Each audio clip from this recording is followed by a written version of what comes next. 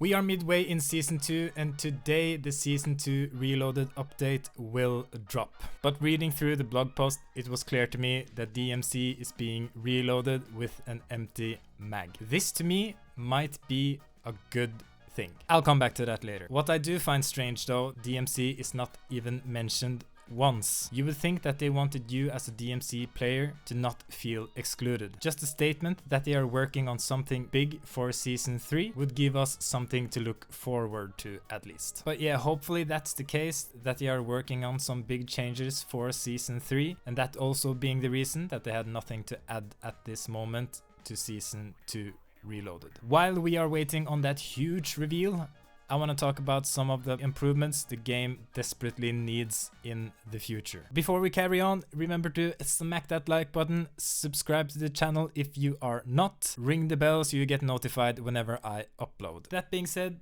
let's just jump right into it. To me, the way factions are presented today might be the most uninspired, boring and plain way of presenting something that the whole game mode is based around. Doing missions for different factions. When you complete enough missions so you unlock the next faction, there should be a cutscene, there should be at least a picture of that faction. There should be, come on, give me something, man. Give me something, man. It's just text. Everything is in writing. To me, that is the bare minimum of what you can expect from an indie developer, let alone the biggest franchise on this planet. And because it's so bare bone today, the introductions of different factions and the missions and everything, it has made me completely uninterested in the storytelling in the game. I have no idea who the different factions are. Are they friendly? Are they enemies? I have no idea. And yeah, you can blame me because I know that the lore and story is in the mission descriptions. But that's my whole point. It's presented in such a boring way that my brain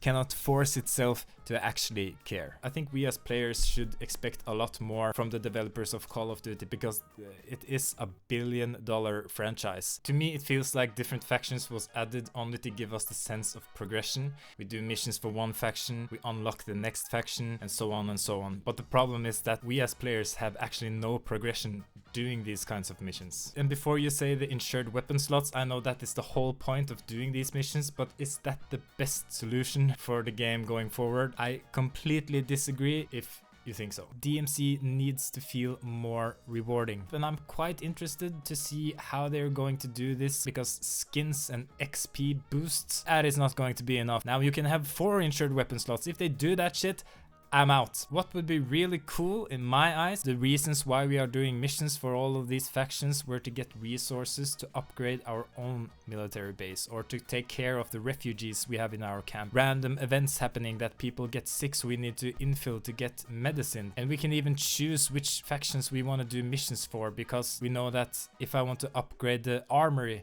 I'll have to do missions for Legion. If I want to upgrade the infirmary, I need to do missions for Crown or whatever. And you can talk to people. It's more interactive. You can walk around in your military base. You can see that the things you do in game has a visual progression to your camp. I think that would really help making sense of everything, that you're actually doing missions for yourself in your camp, not for some factions that you don't care about. It's up to you to take care of everybody in your camp, because the world has turned to shit. On top of that, you can still have a storyline going on with all the factions, Shadow Company, and all those things. And a really cool idea in my head is merge the raids and DMZ together. Maybe Legion thinks that your military base is getting too powerful and you have to take out the leader of Legion. The whole raid is you and your mates pushing through a different map that is made only for taking out the leader of Legion. You can even have PvP in this raid. I don't know how that would work. To me, this would be a really cool idea if it's done properly. So these are all examples. It doesn't have to be exactly a military base or raids or anything. I know that something like this requires a lot of work and a lot of resources, but this to me is AAA. This is what I expect from the biggest franchise in gaming. It's just a matter of time before a huge gaming company goes all in on making an extraction-based shooter.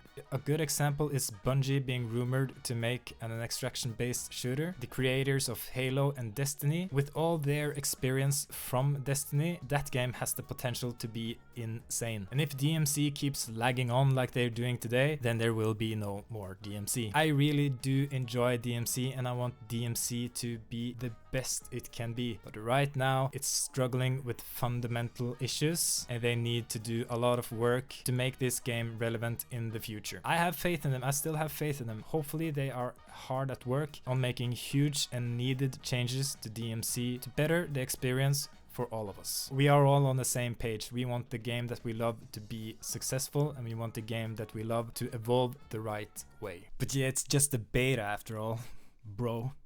So that's it for me. If you enjoyed the video, remember to smack that like button, subscribe to the channel for more DMZ content in the future, ring the bell so you get notified whenever I upload. And most importantly, stop sending Snapchats from the concert you're on. Nobody gives a fuck.